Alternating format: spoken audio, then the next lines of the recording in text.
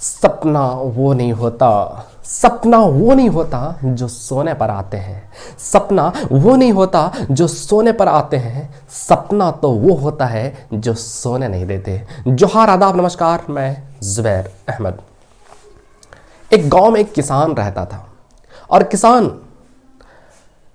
हर साल खेती करता और उनकी फसल हर साल बर्बाद होती जाती है। मतलब लगातार कई सालों से वो किसान खेती कर रहा था और खेती करने के बाद फसल उनकी नष्ट हो जाती, फसल उनकी बर्बाद हो जाती है। कभी बाढ़ की वजह से, कभी आंधी की वजह से, कभी तूफान की वजह से, कभी ओला की वजह से। हर साल तकरीबन हर साल बर्बाद हो जाता था। किसान बहुत मायूस होता है, बहुत मायूस होता है, बहुत मायूस होता है और पुकारता है, ऐ ऊपर वाले, शायद लोग आपको महान समझते हैं, लोग आपको ज्ञानी समझते हैं, आगे की बात जानने वाले लोग समझते हैं। मुझे तो लगता है कि आपके अंदर कुछ नहीं है, आप कोई महान नहीं है, आपके अंदर कोई ज्ञान नहीं, आप अज्ञानी है। मेरे अंदर ये शक्ति आ जाती कि मैं अगर फसल आबाद करवाऊं, बर्बाद होने से बचाऊं, तो फिर देख लेना मैं कैसे खेती करता। ऊपर से आवाज आई, ऐ किसान, तू अगर ये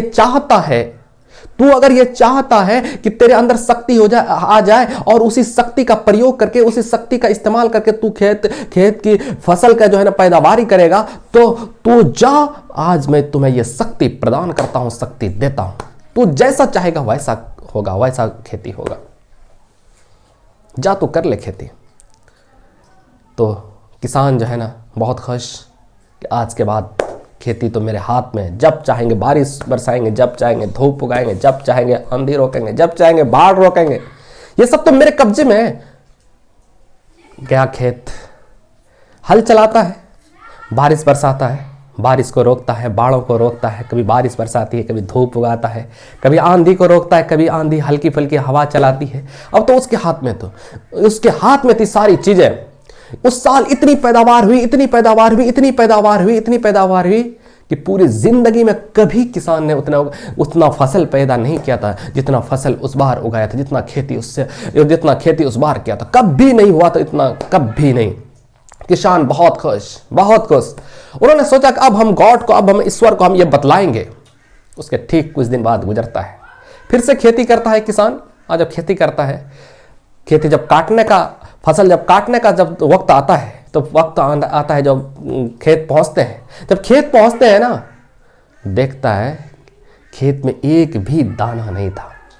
गेहूं तो उगा था, सब कुछ उगा था, लेकिन उसमें एक भी दाना नहीं था। ये देख करके चौंक गया, सोचने लगा शायद क्या हो गया। पुकारता है ऊपर वाले को, कहां है तू? शायद तूने ही मेरे साथ यह अन्याय किया है। तो आवाज आती है आसमान से, ऊपर से आवाज आती है, कहा कि मैंने कुछ नहीं किया, ये तुम्हारी कर्मों का फल है। कहा कि मेरी कर्मों के क्या फल? मैंने तो आंधी रोका, मैंने तो बारिश रोका, मैंने तो बाढ़ रोका, मैंने तो तूफान रोका, सब कुछ रोका। जैसे खेती होती है वैसे मैंने खेती किया है। कहा कि यही गलती तो तुमने कर दिया। अगर आंधी आता, और आंधी जब आती है ना, फसल उससे लड़ता है, स्ट्रगल करता है, वो तुमने स्ट्रगल कराया ही नहीं। बाढ़ आती है, कभी और कुछ बन करके आते हैं, तूफान आते हैं, तो उससे स्ट्रगल करता है, उससे लड़ता है। ये तो आपने रोक दिया। जब स्ट्रगल करता है, जब लड़ता है, तब फसल तैयार होते हैं। आपको क्या लगता है? तब फसल तैयार होता है। और तुमने तो वो किया ही नहीं। कभी ना आंधी आने दिया, ना बारिश होने दिया, ना तूफान आने दिया, ना कुछ आने दिया।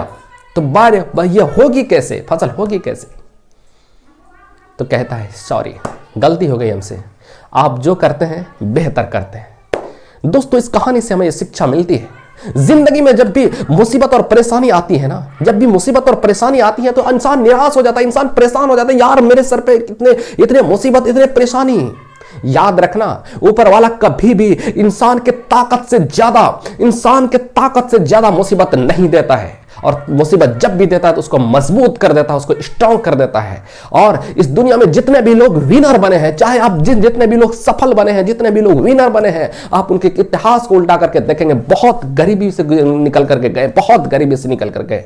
आपको यकीन नहीं होगा, आपको यकीन नहीं होगा कि एक व्यक्ति पूरी जिंदगी भी कमाएगा, उसकी एक मंथ के बराबर नहीं कमा सकता है, 15 दिन के बराबर नहीं कमा सकता है, और वो भी गरीब व्यक्ति से पहुंच गया अरबपति, करोड़पति। आखिर ये कैसे संभव हो पाया? इसलिए उन्होंने तकलीफ भी उतना ही झेला है, और जो तकलीफ झेल करके जो विनर बनता है ना, तो फिर पैसे की वैल्यू उसके पास कुछ नहीं रहता। चुटकी में पैसे, चुटकी में मुसीबतें सॉल्व कर लेता है। इसलिए वो बहुत हर मुसीबत उन्होंने झेल लिया, और जब हर मुसीबत झेल लिया तो उसके पास मुसीबतें बन करके क्या आएगी, आने दो, कोई फर्क नहीं पड़ता। वो मुसीबत लड़ने, मुसीबत से झेलने, मुसीबत से टकराने के लिए रेडी है, मुसीबत से टकराने के लिए तैयार है, हालातों से, परिस्थितियों से लड़ने के लिए तैयार है।